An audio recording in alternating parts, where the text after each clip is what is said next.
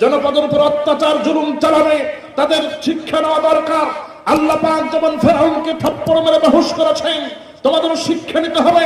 তোমরা যদি জনপদের উপর অত্যাচার নিপীড়ন চালাও, অন্যায়ভাবে মানুষের অধিকার হরণ করো, তাহলে আল্লাহ পাকের কুদরতি হাত দিয়ে থাপ্পড় মেরে জমিন থেকে বিদায় করে দেবো। কথা বলেন ঠিক না?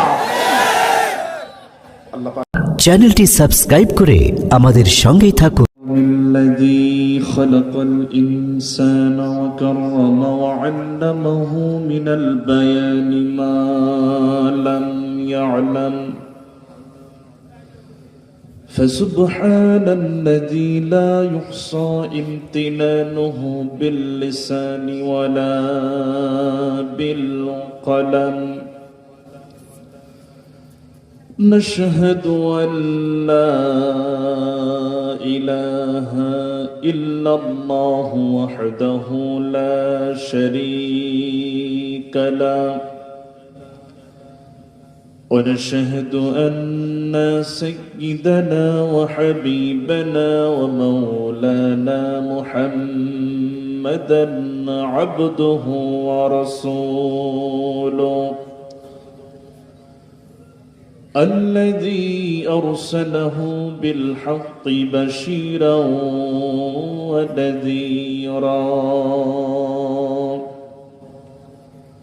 وداعيا إلى الله بإذنه وسراجا وقمرا منيرا فقد قال الله تعالى في كلامه المجيد وفرقانه الحميد أعوذ بالله من الشيطان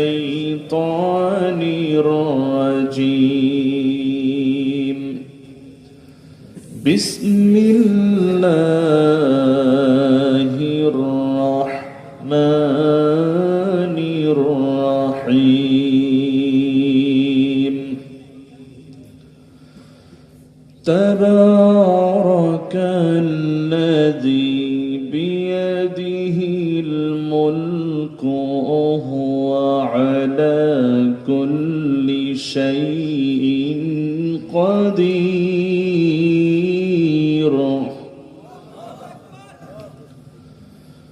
الذي خلق الموت والحياة ليبلوكم أيكم أحسن عملا وهو العزيز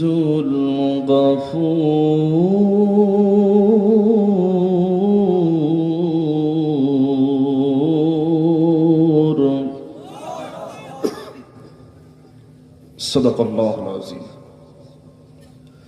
عن حريص الأشعري رضي الله تعالى عنه عن النبي صلى الله عليه وسلم قال أنا أمركم بخمس الله أمرني بهن الجماعات والسمع والطاعات والهجرة والجهاد في سبيل الله فإنه من خرج من الجماعات قيد شبر فقد خلع ربقة الإسلام من عنقه إلا أن يرجع ومن ادعى بدعوى الجاهليات فإنه من جزاء جهنم. قال رجل يا رسول الله صلى الله عليه وسلم وإن صلى وصام؟ قال رسول الله صلى الله عليه وسلم وإن صلى وصام وزعم أنه مسلم. رواه الترمذي. عن أبي هريرة رضي الله تعالى عنه قال قال رسول الله صلى الله عليه وسلم من مات ولم يغزو ولم يحدث به نفسه مات على شعبة من نفاق رواه المسلم أو كما قال عليه الصلاة والسلام আমার জীবন তোমার রঙে দাও রাঙিয়ে দাও আমার জীবন তোমার রঙে দাও রাঙিয়ে দাও হেরার আলোয় পাপীর কালো হেরার আলোয় পাপীর কালো নাও মুছিয়ে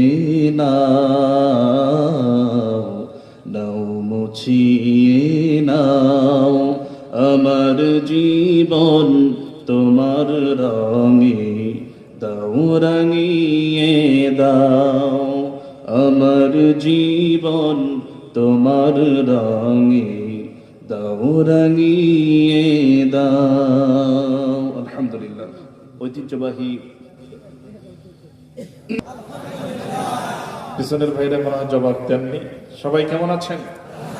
ভালো রাখার মালিককে, মন্দ রাখার মালিক সকল অবস্থায় বান্দা শুকরিয়া আদায় করবে কার? আসুন আগে ওই আল্লাহর শুকরিয়া আদায় করে নিই যে মহান তাবারক ওয়া তাআলা আমাকে আপনাকে সারাদিনের কর্মব্যস্ততাকে পাড়ি দিয়ে যে সময় ক্লান্ত শ্রান্ত এই শরীরটাকে বিশ্রাম দেবার জন্য আমরা আরামের বিছানায় যেতাম, ঠিক সেই মুহূর্তে আরামের বিছানাকে মাইনাস করে শুধুমাত্র কোরআনের আকর্ষণ, নিজেদের জীবনের গুনাহ মাফের আশায় জান্নাতের এই বাগানে আমরা এসেছি, বসেছি। যে মহান তাবারক ওয়া তাআলা কবুল করলেন ওই আল্লাহর জন্য বলছি আলহামদুলিল্লাহ। আর একবার বলছি আলহামদুলিল্লাহ। বিশ্ব নবীজির প্রতি দরুদ ও সালাম পাঠিয়ে দিচ্ছি, বলছি সাল্লাল্লাহু আলাইহি ওয়াসাল্লাম। সম্মানিত হাজিরিন, আমরা এখানে এসেছি কার কালাম শোনার জন্য? আল্লাহর কালাম শুনতে এসেছি। রাত বেশি হয়েছে, সবাই পরিশ্রমী মানুষ, সবারই বিভিন্ন দায়িত্ব পালন করতে হয়। রাজধানীতে কেউ বসে থাকে না, কোনো না কোনো কর্ম সবারই আছে। আবার ফজরের নামাজটাও আদায় করার প্রয়োজন আছে না? নাই? এজন্য সময়ের দিকে লক্ষ্য করি আমি কিছু কথা সামান্য বলার চেষ্টা করব। শেষ পর্যন্ত থাকবেন না কারা কারা? হাত দেখতেছে, মাশাআল্লাহ সবাই সচেতন। তার মানে বুঝতে পারছি যে আমার ভাষা আপনারা বুঝতে পারছেন, ঠিক তো? আচ্ছা, আসুন আমরা সেই কালাম থেকে শুনবো যে কালাম রব্বানি আল্লাহ পাক প্রায় ১৫০০ বছর পূর্বে নাজিল করেছেন। আমি তার আগে জেনে নিতে চাই, এখানে যারা উপস্থিত আছেন সবার ঘরে কি কোরআন আছে? আছে তো সবার ঘরে? এখানে যারা হাফেজ কোরআন আছে, হাফেজ কোরআন ছাড়া শুধু মানে আমি দেখতে চাই যে কোরআন ঘরে নাই কার কার? এমন কি কেউ আছে? নাই। হাফেজ কোরআন তাদের তো সবার ঘরে আছে। আমার বিশ্বাস প্রত্যেকের ঘরেই আছে। পৃথিবীতে যত মুসলমান আছে সবার ঘরেই কোরআন আছে, কিন্তু কোরআন ঘরে থাকার পরেও আমার মনে হয় যেন এই কোরআন থেকে আমরা অনেক দূরে সরে আছি। কথা বলেন ঠিক কিনা? আমার ভাইরা বলবেন যে এটা কেমন কথা হুজুর, ঘরের ভিতরেই কোরআন আছে, আবার আমরা তো সেই ঘরেই থাকি, আবার দূরে কেমন করে বলো? আচ্ছা, প্রমাণ পেয়ে যাবেন সামান্য সময়ের ভিতরেই বুঝে আসবে। আচ্ছা বলেন তো, এই আজকের ফজরের নামাজ আদায় করার পর আগে কোরআন তেলাওয়াত করেছেন, এরপরে দিনের অন্য কাজ শুরু করেছেন, এমন কতজন আছেন? যদি আমি বলি হাত তুলতে, হাত কি খুব বেশি উঠবে না কম উঠবে? খুবই কম উঠবে। যা উঠবে সবাই যে হাফেজ ছাত্র বা যারা মানে নিয়মিত পড়েন, ২-৪ জন ছাড়া অধিকাংশের হাত উঠবে না। তার মানে এই কোরআন তৎকালীন সময় আল্লাহ পাক নাজিল করার কারণে এই কোরআনকে যারা ধারণ করেছেন ওই সময় তারা সমাজের সবচাইতে বেশি মর্যাদাবান এবং সম্মানিত মানুষ হয়েছিলেন। এবং সেই কোরআন আজকে আছে, সেই মুসলমানও আছে। বলেন তো আজকের মুসলমান এই কোরআন থাকার পরেও গোটা পৃথিবীতে আনন্দে আছে না কষ্টে আছে? এমনটা তো হওয়ার কথা না। কবি আফসোস করে দেখেন কি বলছে। ও জমানা মে মুআজ্জাজ থি মুসলমান হোকর, ओ जमाना में मुअज़्ज़ज़ थी मुसलमान होकर, और तुम खरबाने हो तारिके कुरआन होकर। সে যুগের মুসলমান কোরআনে কারীমকে মর্যাদা দেওয়ার কারণে, কোরআনে কারীমকে সম্মান করার কারণে, এই কোরআনে কারীমকে নিজেদের জীবনে মেনে নেওয়ার কারণে গোটা পৃথিবীতে তারা সম্মানিত হয়েছিলেন, মর্যাদাবান হয়েছিলেন, গোটা বিশ্বকে তারা শাসন করেছিলেন। সেই মুসলিম জাতি আজও আছে, সেই কোরআনে কারীম আজও আছে। কিন্তু আজকের মুসলিম জাতি এই কোরআনে কারীমকে যথাযথভাবে মর্যাদা না দেওয়ার কারণে, যথাযথভাবে সম্মান না করার কারণে জীবনের প্রত্যেকটি জায়গায় ব্যক্তি, পরিবার, সমাজ এবং রাষ্ট্র প্রত্যেকটি ক্ষেত্রে এই কোরআনকে মেনে না নেওয়ার কারণে গোটা পৃথিবীতে মুসলমানেরা আজ লাঞ্ছিত, অপমানিত হচ্ছে। এ কথা ঠিক না বেঠিক? আমার বন্ধুগণ, এমনটা তো হওয়ার কথা ছিল না। বিশেষ করে দ্বিতীয় বৃহত্তম এই মুসলিম জনপদে এমনটা তো হওয়ার কথাই ছিল না। আমি মাঝে মাঝে ভাবি যে জন্মের পর থেকে যখন বুঝ হওয়া শুরু হয়েছে, সেই সময় থেকে তো এমন একটা দৃশ্য দেখা আমার পাওনা ছিল যে অন্তত এই জমিনটা চলতেছে আল্লাহর নিয়ম দিয়া, আল্লাহর কোরআন দিয়া। কথা বলা ঠিক কিনা? কারণ যেহেতু এটা দ্বিতীয় বৃহত্তম মুসলিম জনপদ, তো মুসলিম জনপদ হিসেবে তো এটা আমার প্রাপ্য ছিল।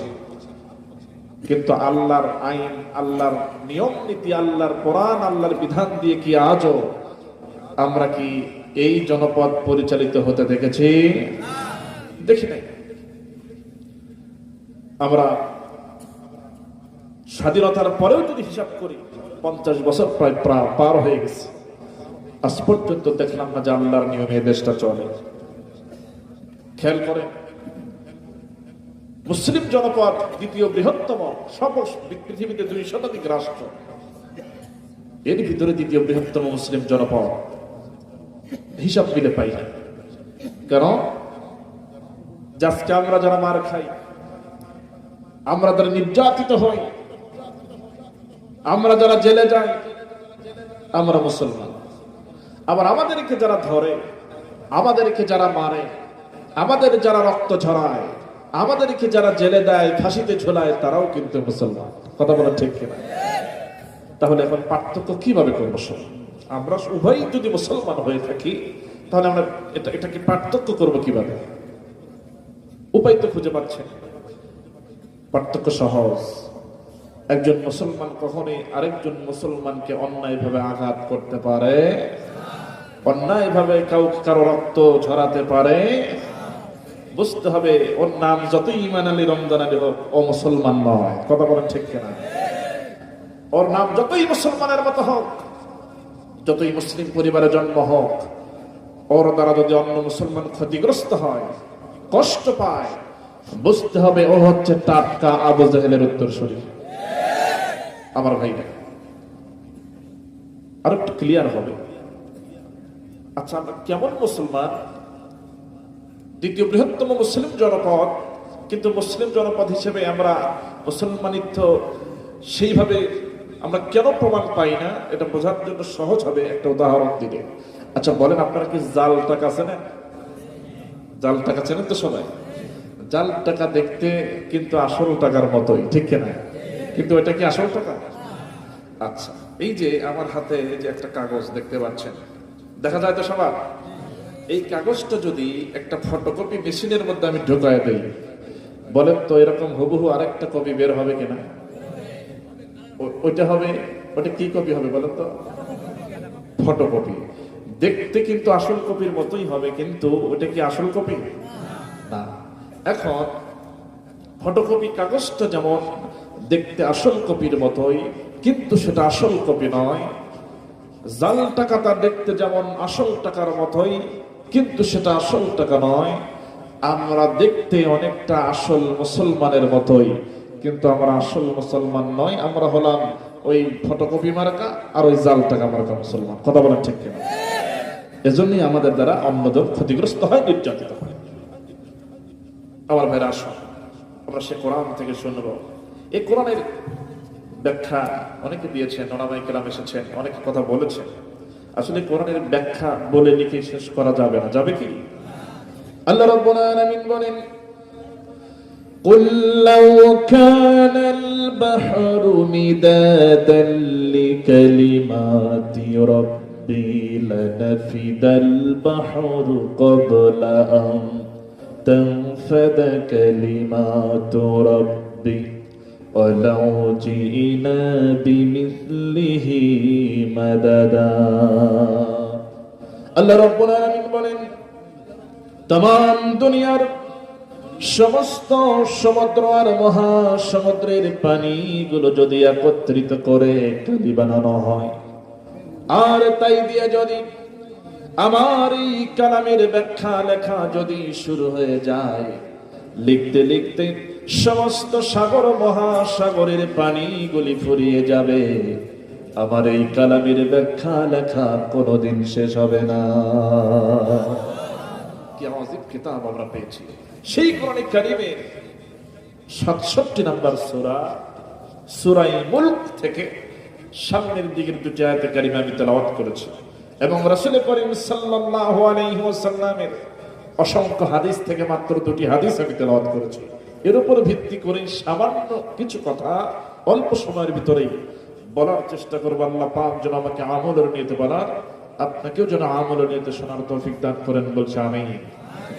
আমার বন্ধুগণ, আবার আমার সঙ্গে পড়ুন যারা পারবেন। তাবারাকাল্লাযী বিয়াদিহিল মুলকু ওয়া হুয়া আলা কুল্লি শাইইন কাদির। বরকতময় সেই মহান সত্তা, বরকতময় সেই মহান রব, যার হাতে সমস্ত ক্ষমতা, কর্তৃত্ব, রাজত্ব, পাওয়ার। একটাবার চিৎকার করে বলুন, সমস্ত রাজত্ব মূলত কার হাতে? সমস্ত কর্তৃত্ব মূলত কার হাতে? নাকি মানুষের হাতে? না, এই কথাটাই আল্লাহ পাক এই সূরা মুলকে বলছেন, বিয়াদিহিল মুলক, রাজত্ব তার হাতে। আমার ভাইরা, আসেন আমরা আলোচনায় প্রবেশের পূর্বে আগে জানবো এই সূরা মুলকটা আলোচনা করলে পরে আর শুনলে পরে কি লাভ। আগে লাভ জানতে হবে।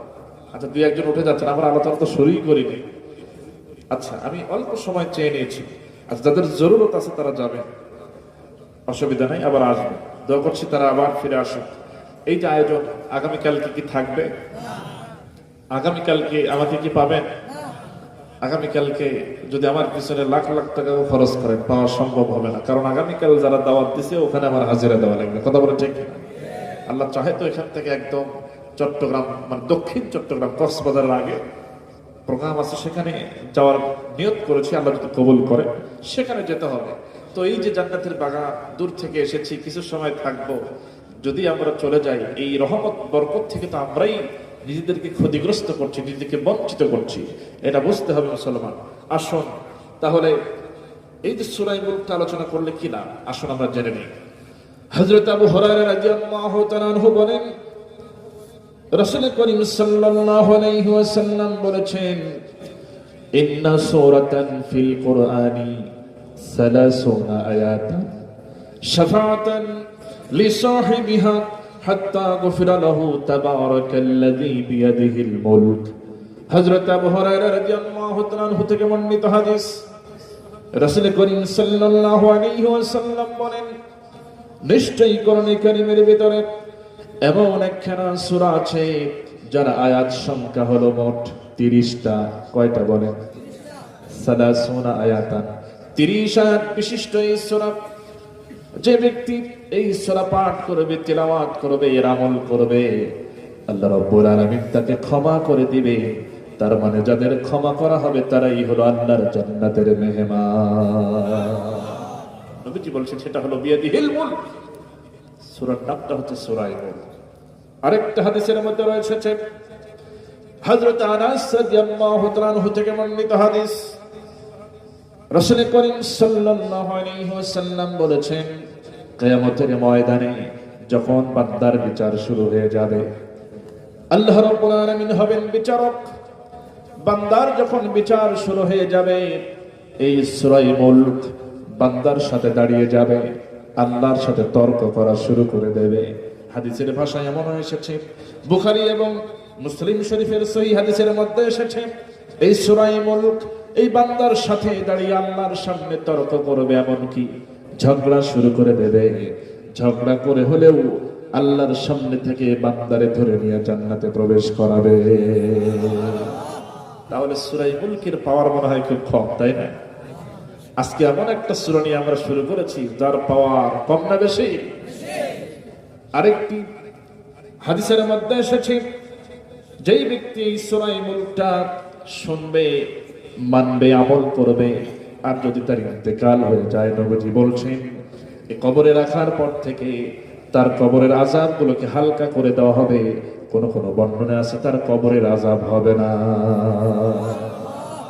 তাহলে চিন্তা করে আরেকটা হাদিস এসেছে, নবীজি কোনদিন সূরা মুলক তেলাওয়াত না করে ঘুমাতে যেতেন না। সুবহানাল্লাহ।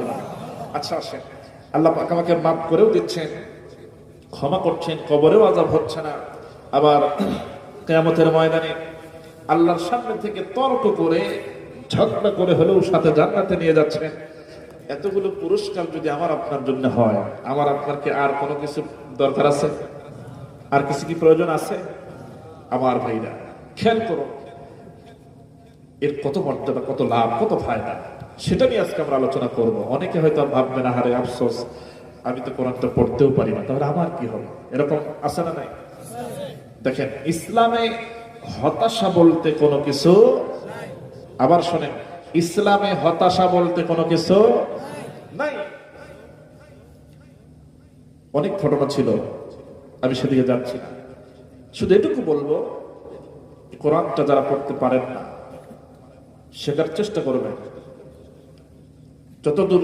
যতদিন সম্ভব, যতদিন হায়াত আছে, শিখতে চেষ্টা করবো আমরা। কিন্তু কেউ যদি মনে করে আমি সূরা মুলকটাকে তেলাওয়াত শুনতে চাই, উপায় আছে না নাই বলেন তো? প্রত্যেকের হাতে কিন্তু এখন মোবাইল। যদি মনে করে সূরা মুলকটা চালু করে দিই, শোনা যাবে। কেউ যদি মনে করে আমি অর্থ সহ শুনতে চাই, শোনা যাবে না? শুনে সেটা বুঝে এটা আমল করার উপায় আছে না নাই? আছে। তাহলে শিখতেও থাকবো আমরা কোরআনটা পড়া, এরপর এভাবে শুনবো, বুঝবো, আমলও করতে থাকবো। এই অবস্থায় যদি আমার মওত হয়ে যায়, এই সব পুরস্কার আল্লাহ পাক আমাদের জন্য দান করে দিবেন। সুবহানাল্লাহ। তাহলে আমরা কত নম্বর সূরা শুরু করলাম? মাশাআল্লাহ, আপনারা খুব সচেতন তো হতেই হবে। আপনার যেখান থেকে আসেন, আপনার তো রাজধানী যদি ঠিক না থাকে, মানে মূল ভিত্তি যদি ঠিক না থাকে, সচেতন না থাকে, তাহলে তো সব ভেঙে পড়বে। কথা বলেন ঠিক? মাশাআল্লাহ। আসুন, আল্লাহ রাব্বুল আলামিন বলছেন, সমস্ত রাজত্ব, কর্তৃত্ব, পাওয়ার আমার হাতে। তার মানে বোঝা গেল আল্লাহরও হাত আছে না নাই? সবাই বলে আল্লাহর হাত আছে না নাই? যেহেতু বলছেন বিয়াদিহিল মুলক, সমস্ত রাজত্ব কর্তৃত্ব আমার হাতে, বোঝা গেল যে আল্লাহরও হাত আছে। এখন বলে তো, সেই হাত কি আমাদের মতো? আমাদের মতো নয়। এবার আসুন আরেকটি ছোট্ট হাদিসের মধ্যে চলে যাব। আল্লাহর হাত সম্পর্কে কোনো তথ্য আছে কিনা? এবার আসুন, এটাও হযরত আবু হুরায়রা রাদিয়াল্লাহু তাআলা আনহু থেকে বর্ণিত হাদিস। রাসূল করিম সাল্লাল্লাহু আলাইহি ওয়াসাল্লাম বলেন, আল্লাহ রাব্বুল আলামিন বলেন, আমি যদি কোনো বান্দাকে ভালোবাসি, আমি যদি কোনো বান্দাকে পছন্দ করি, আমি তখন তার চোখ হয়ে যাই, আমি তখন তার কান হয়ে যাই, আমি তখন তার পা হয়ে যাই, আমি তখন তার হাত হয়ে যাই। সুবহানাল্লাহ। এখন আসেন, তার হাতটা কেমন একটু জানার চেষ্টা করি। ইতিহাস থেকে যদি আমরা একটু তথ্য বের করি, সহজ হয়ে যাবে। আমার বন্ধুগণ, এখানে যারা আছি, এমন কেউ না যে আমরা সবাই হযরতে মূসা আলাইহিস সালাতু ওয়াস সালাম এবং আসিয়া আলাইহিস সালাতু ওয়াস সালামের জীবনী সম্পর্কে জানি না এমন কেউ আছে নাকি? এমন কেউ আছে? সবাই কিন্তু তাদের জীবনী জানি, কিন্তু তার জীবনী থেকে সামান্য যে দু একটা তথ্য বের করতে হবে, এটা আমরা কখনো খেয়াল করি নাই। দেখেন, জানা ঘটনা, এই জন্য আমি ঘটনা বলবো না, একটা পয়েন্ট নিয়ে আসতেছি। মুসা আলাইহিস সালামকে কাঠের বাক্স যখন ছেড়ে দেওয়া হলো দরিয়াতে, দরিয়ার স্রোত যাচ্ছে একদিকে আর বাক্সটা আসতেছে উল্টা পথে। বলেন তো, স্রোতের উল্টা পথে আসার কথা নাকি বাক্স স্রোতের দিকেই ভেসে দেওয়ার কথা? যে কোনো কিছু যদি নদীর স্রোতে পড়ে সে তো ভেসে চলে যাওয়ার কথা, কিন্তু বাক্স আসতেছে উল্টা পথে, বুঝতে হবে। এই দৃশ্য আসিয়া আলাইহিস সালাম দেখতে পেলেন। কে দেখতে পেলেন? প্রাসাদ থেকে তিনি দেখতে পেলেন, কারণ দরিয়ার কাছে প্রাসাদ। ফেরাউনের স্ত্রী আসিয়া আলাইহিস সালাম। ফেরাউন তার ঠিকানা কোথায় হবে বলেন তো? আসিয়া আলাইহিস সালামের ঠিকানা? আচ্ছা, তাদের জীবনী আমি বলবো না, বলা উদ্দেশ্য না, তবে একটা তথ্য দিয়ে দিই পরে যদি সুযোগ না পাই। আসিয়া আলাইহিস সালাম তিনি হলেন জান্নাতি, এবং শুধু তাই নয়, আমি আজকে 14 জন জান্নাতি নারীর নাম বলবো। খেয়াল করেন, যেহেতু মা বোনেরাও আছেন, তারাও শুনতেছেন, তাদের জীবনী আমি বলতে পারবো না, সময় হবে না। অন্তত 14 জন নারীর নাম আমি বলবো, মা বোনেরা তাদের জীবনের সম্পর্কে আমাদের অবশ্যই জানা থাকা দরকার। 1 নম্বরে জান্নাতি হল হযরতে ফাতিমা রাদিয়াল্লাহু তাআলা আনহা। তিনি হলেন আল্লাহর জান্নাতি, তাকে বলা হয় সাইয়্যিদাতুন নিসাই আহলিল জান্নাহ। তিনি হলেন জান্নাতি নারীদের সরদারিনী, বলেন সুবহানাল্লাহ। 2 নম্বরে হযরতে খাদিজা রাদিয়াল্লাহু তাআলা আনহা, তিনি জান্নাতি। 3 নম্বরে হযরত আয়েশা সিদ্দিকা রাদিয়াল্লাহু তাআলা আনহা। 4 নম্বরে হযরত হাফসা রাদিয়াল্লাহু তাআলা আনহা। 5 নম্বরে আসিয়া আলাইহিস সালাম। 6 নম্বরে মরিয়ম আলাইহিস সালাম। 7 নম্বরে উম্মে সুলাইম রাদিয়াল্লাহু তাআলা আনহা। 8 নম্বরে সুমাইয়া রাদিয়াল্লাহু তাআলা আনহা। 9 নম্বরে উম্মে হারাম বিনতে মিলহান। 10 নম্বরে গোমাইসা বিনতে মিলহান। 11 নম্বরে সুরাইয়া আল আসাদিয়া। 12 নম্বরে রবি বিনতে মুআওয়াজ। 13 নম্বরে হযরতে উম্মে জামিলা। 14 নম্বরে নুসাইবা বিনতে কাব রাদিয়াল্লাহু তাআলা আনহা। তারা সবাই হলো আল্লাহর জান্নাতের মেহমান। সুবহানাল্লাহ। আমার বন্ধুগণের ভিতরে আসিয়া আলাইহিস সালাম, তিনি ফেরাউনের স্ত্রী। দেখেন, স্বামী এবং স্ত্রী দুজনের ভিতরে একজন যাবে জাহান্নামে, আর একজন কোথায় যাবে? এখান থেকে আরেকটা শিক্ষা বোঝা যায়, স্বামী আর স্ত্রী হলেই যে দুইজনকে আল্লাহ পাক একসাথে জান্নাত দিবেন এর কোনো গ্যারান্টি নাই। আমল যার ভালো সে জান্নাতে যাবে। এখন স্বামী যদি খারাপ আমল হয় জাহান্নামে যাওয়া লাগবে। খেয়াল করে, এই যে কষ্ট করে ইনকাম করতেছেন, যারা অবৈধ পথে ইনকাম করেন তাদের জন্য একটা সতর্কবাণী দিয়ে যায়। আপনার অবৈধ ইনকামের টাকা নিয়ে স্ত্রী, সন্তান, পিতামাতা সবাইকে খাওয়াচ্ছেন। আচ্ছা বলেন তো, স্ত্রী আমার পাপের ভাগ নেবে না? নেবে কিনা? আমার পাপের ভাগ আমার আব্বা মা নেবে না? আমার সন্তানেরা নেবে না? কেউ নেবে না। খেয়াল করে, এই ইনকাম, অবৈধ ইনকাম করে স্ত্রীর হাতে দিচ্ছেন। স্ত্রী রান্না করলো সুন্দর চাল, রান্না করলো ভাত, রান্না হলো এক পাতিলের ভিতরে, আপনাকে দিল, সেও খেলো। একই পাতিলের ভাত আপনার স্ত্রীর জন্য হালাল, আপনার জন্য হারাম হয়ে যায়। কথা বোঝাতে পারলাম? একই পাতিলে রান্না করা ভাত স্ত্রীর জন্য হালাল হয়ে গেল, স্বামীর জন্য হারাম হয়ে গেল। স্ত্রী হালাল খেয়ে জান্নাতে যাবে, আপনি হারাম খেয়ে জাহান্নামে যেতে হবে। তবে ঠিক দুজনে যদি আমলওয়ালা হয়, দুজনকে আল্লাহ জান্নাত দিয়ে দিবেন। সুবহানাল্লাহ। আমার বন্ধুগণ, আসিয়া আলাইহিস সালাম এই দৃশ্য দেখে যখন দেখলেন উল্টা পথে আসতেছে বাক্স, তিনি আশ্চর্য হয়ে গেলেন। দেখলেন তার ঘাটে জমা হয়ে গেল বাক্স। স্বামী ফেরাউনকে সঙ্গে করে নিচে নামলেন, বাক্সটা তুলে ফেললেন, খুলেও ফেললেন। খোলা মাত্রই এই বাক্সের ভিতরে সুন্দর ফুটফুটে সুন্দর একজন সন্তানকে দেখতে পাওয়া যায়। তাকে টেনে আদর করলেন, যত্ন করলেন, চুমু খেলেন, ফেরাউনের হাতেও দিলেন। ফেরাউন এটাকে দিতে চাইল না প্রথমে, এরপরে নিয়ে তার পয়গম্বরের চেহারা তো আকৃষ্ট হয়ে সেও চুমা দিতে গেল। এই সময় ঘটনাটা জানা আছে সবাই জানি। মুসা আলাইহিস সালাম কিন্তু তাকে চড় মারলো, থাপ্পড় মারলো, সে কিন্তু বেহুশ হয়ে পড়ে গেল। কথা বলেন ঠিক কিনা? এখান থেকে একটা তথ্য বের করতে হবে। শোনেন, সারা জীবন তো ঘটনা শুনছেন আর বলছেন, বলেন তো একটা শিশু থাপ্পড় মারলে কি বেহুশ হওয়ার পড়ার কথা? তাও আবার ফেরাও, এখানেই তো ঘটনাটা। পরবর্তী সময় আল্লাহ রাব্বুল আলামিন বলছেন, পয়গম্বর মুসা রে, তুমি কি ধারণা করেছো তোমার চড়মারের কারণে ফেরাউন বেহুশ হয়ে পড়ে গেছে? না, তুমি তো নিজেই ছিলে দুর্বল, তুমি নিজেই ছিলে শিশু, তুমি তো শুধু তোমার হাতটা দিয়ে নাড়া দিয়েছো, তোমার ওই হাতের সঙ্গে আমি আল্লাহ রাব্বুল আলামিনের কুদরতি হাতটাও ছিল। সুবহানাল্লাহ। তার মানে বোঝা গেল যে আল্লাহ পাক যে বলছেন সমস্ত রাজত্ব আমার হাতে, তা আমরাও বুঝলাম যে আল্লাহরও হাত আছে, সেটা হলো কুদরতি হাত। কি হাত? এখন ওই যে আরেকটা হাদিসে বললাম, আল্লাহ বলছেন আমি যখন কাউকে ভালোবাসি কারো হয়ে যাই, আমি তার চোখ হয়ে যাই, কান হয়ে যাই, পা হয়ে যাই, হাত হয়ে যাই।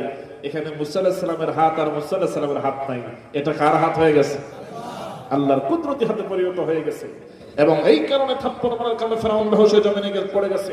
পৃথিবীর সমস্ত স্বৈরাচার ফেরাউনদের মতো যারা আচরণ করবে, নমরুদের মতো স্বৈরাচারী আচরণ যারা করবে,